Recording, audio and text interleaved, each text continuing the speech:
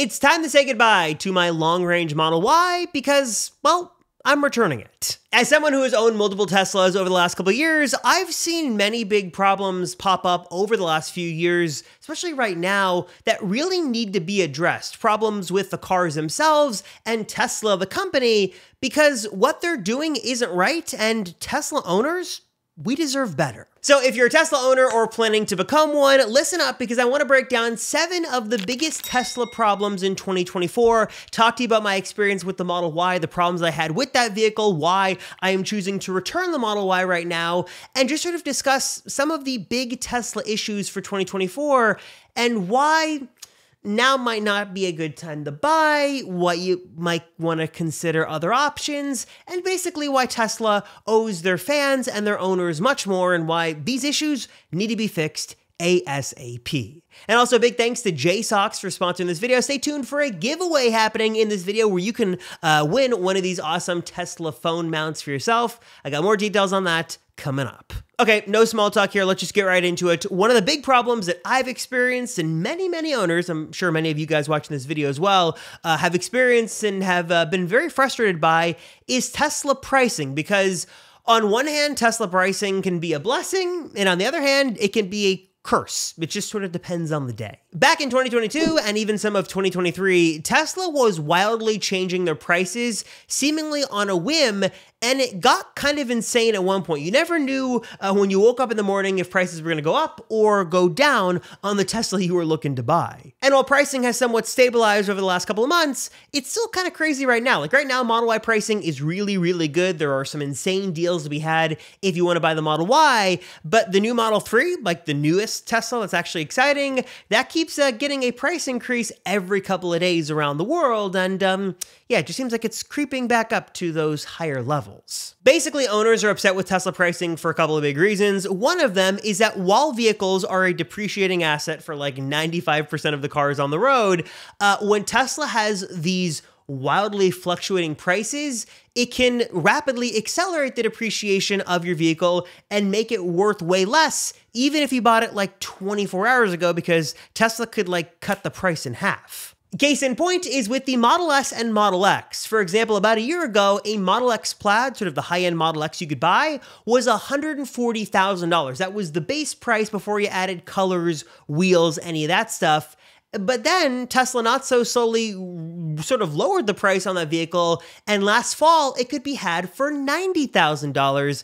Basically, over the course of a couple of months, Tesla cut the price of the exact same vehicle by $50,000. And I've heard from many people out there that they owe more on their 1.5-year-old Model X Plaid than what you could go out and buy a brand new one for today. $50,000 depreciation just like that from Tesla on their vehicles, and yes, that's happened with the Model 3 and Model Y as well. I, for one, have sort of won and lost. When I got the Model X Plaid, I got that at sort of the bottom of those discounts, so that was good, but with my beloved Model Y here, I was not so lucky. I got this car in January of 2022. It's a long-range Model Y. It's got the red paint. It's got the larger wheels, and I think that's the only upgrades I did. Black interior was standard, all the other stuff here. I got this in January 2022, like I mentioned, and the cost of this before sort of, you know, dock and destination and all those other fees was $62,990. Which is hard for me to say because the exact same configuration today, the newer Model Y that even comes in the nicer Ultra Red, could be had for an MSRP price of $51,990. That is $10,000 cheaper. And these days, you could take advantage of the point of sale $7,500 federal tax credit, which didn't exist when I got my Model Y back in 2022, which basically brings the price of this newer Model Y, the exact same config as mine, $18,000 less for the exact same car. One of the other big issues I have with Tesla, and I just find ridiculous in the year of 2024, is that at least in the United States and maybe some other countries around the world as well, they don't include any sort of charger, any sort of mobile connector with the car itself. And the reason I find this particularly just not right is because so many people are buying their very first EV, it's their very first Tesla, And if Tesla's really on this mission to educate people and get people moved over to clean energy and over to EVs, wouldn't they want to make that transition as seamless as possible? And one of the big ways they could do that and make that transition easy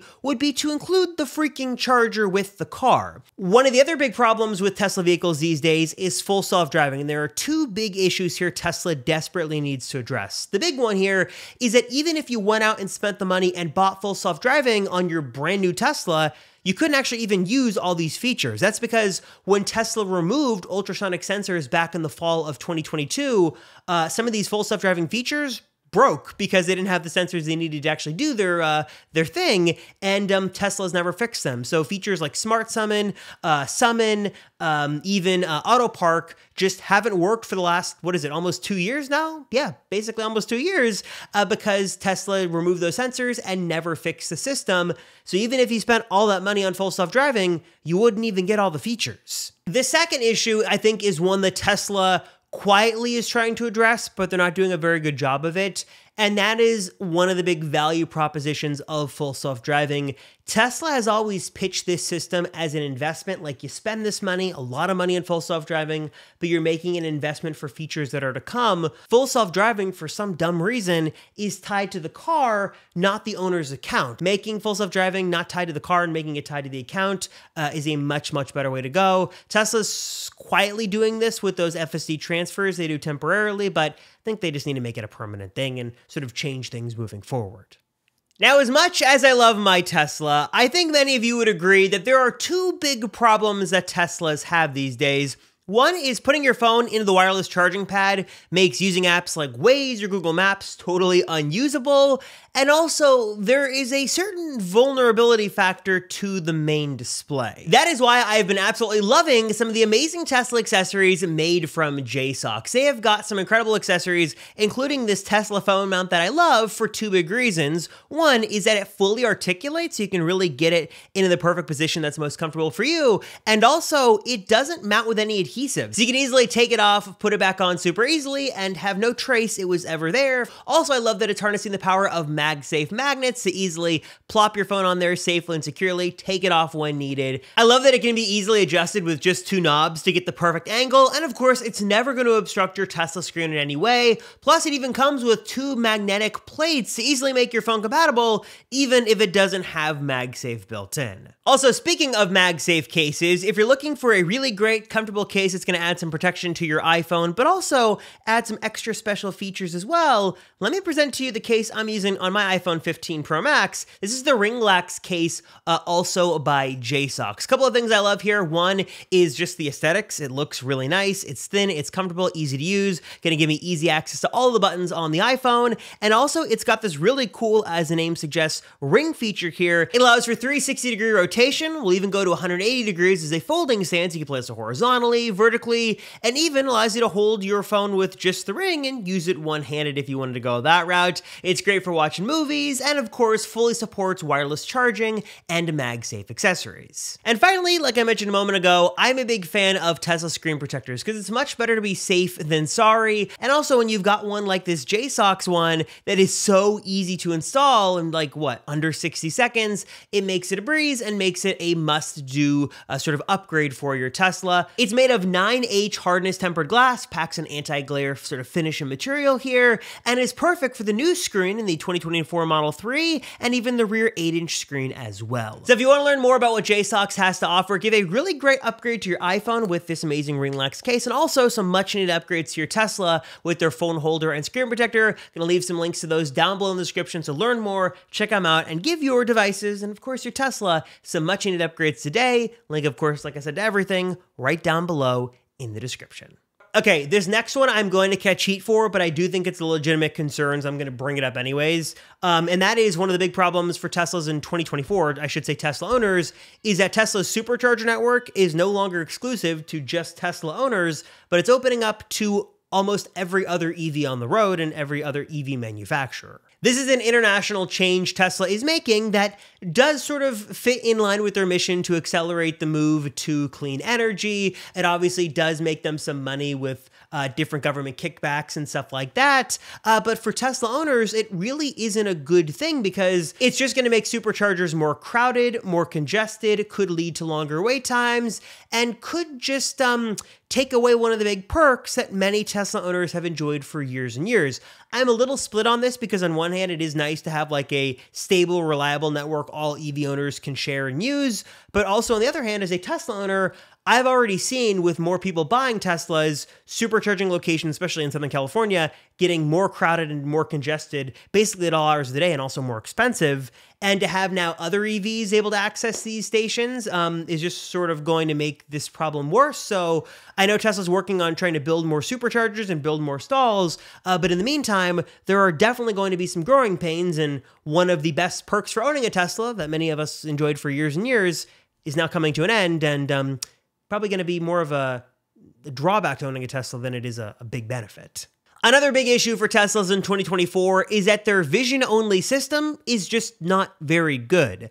Basically, long story short, Tesla used to use the industry-standard ultrasonic sensors to basically get an idea of the distance between your car and its surroundings, but then back in the fall of 2022, they thought cameras would be the better solution and switched their vision-only system, which has sort of been a nightmare in a lot of ways. One of the big ones is that with parking and any sort of park assist feature, it's a lot less reliable than it used to be, which means that when you park your Tesla, it's sort of a gamble on whether you can trust the car and its measurements or not. To Tesla's credit, they have been working steadily on this. There's the new high-fidelity park assist feature, which sort of tries to 3D map the world around you, but ask any Tesla owner with their vision system, and they'll tell you it's just not as good as it used to be if they used another Tesla. I'd love to see Tesla return to ultrasonic sensors, probably something they won't do in the near future, but what they definitely need to do is fix the vision system, because even now 2 years into this transition, it's still a mess and not good at all. Another big problem Tesla needs to address this year in 2024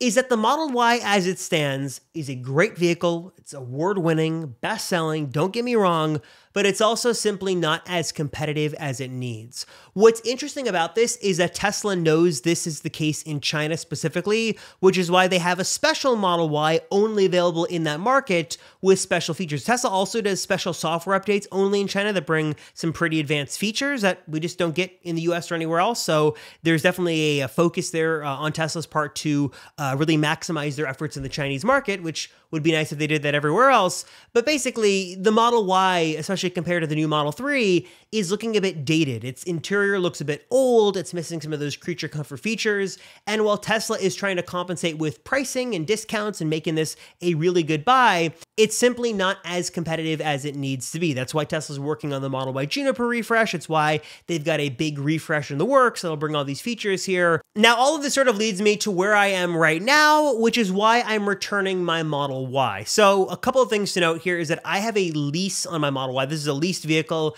It's a 2022 Model Y, and the timing of this actually worked out really good because my mom actually got a Model Y back in March of 2021. I did a full video documenting that delivery and what that was like. I'll leave that video down below if you want to see the full Tesla ordering process and trade-in process. But she has a lease coming up in March of 2024, so like basically right now, and the timing worked out on this well because I was talking to her about, Teslas and, Model Y, and I said that it's hard for me to recommend you go out and lease a vehicle now because, the pricing is good, but you are missing out on those bigger features that are coming. And my lease just happens to be up in January of 2025. So I am ultimately going to return the Model Y back to Tesla and they can have that car back and do with it what they want. But in the meantime, I'm going to give it to her so she can use and enjoy the Model Y that she's, been using and driving for the last couple of years. And by the time my lease is up in January of 2025, that should be right around the time we've got some more concrete news and hopefully the release of the Model Y Juniper refresh. So she's going to take that, which should work out really well for her because hopefully the new Model Ys come out right around when that lease is up. And I can sort of move away from a car that desperately does need an update and needs to be more competitive. And I've documented some of the issues I've had with it. It was a great car, don't get me wrong, Model Y is great, but I think what's coming next is going to be significantly better and is significantly needed. Also, do you find yourself with a substantial amount of cash just sort of sitting idly by and not generating any returns? It's high time you explore the trading app that I've recently started using, and that is Moomoo. That's because Moomoo now offers an impressive 5.1% APY plus an extra 3% APY for your uninvested cash. This is one of the highest interest rates I know of. And also, I love that Moomoo is really standing out here by offering 0 commissions and no platform fees for stocks, options, and ETFs. And unlike other apps, it's packed with powerful market analysis features that are absolutely free, no hidden fees or pesky subscriptions, no minimum deposit required, or no account management fee as well. The 6.8% margin rate is one of the lowest that I've come across, and also you can tap into those pro level tools and information absolutely free. All you've got to do is sign up using my special link down below in the description and grab up to 15 free stocks and park your idle funds on Moomoo for a sweet 5.1% APY plus 3% APY extra. Here's what I want to do for you guys staying to the end of this video. I want to know your thoughts on this Model Y in 2024, your thoughts on these Tesla problems sort of in general. Let me know your thoughts on this down below. And also, if you made it to the very end of this video, I want you to comment down below your favorite thing about your Tesla that you like. If you own a Tesla, tell me what you like about it. If you don't own a Tesla, tell me what you're looking forward to. And I'm going to do a giveaway of the JSOX phone mount that I showed off earlier. I'm actually doing a couple giveaways with this, but anyways, if you comment down below, like this video, subscribe, I'm going to pick one of you guys to do a giveaway for, and you can win a totally free Tesla accessory on my dime. So do a little bit of a giveaway. As always, I appreciate you guys. Thank you so much for your support. I really appreciate you watching my videos. You guys are great. Thank you all so much for your support. I'm Robert Rosenfeld. I'll see you all in the next one.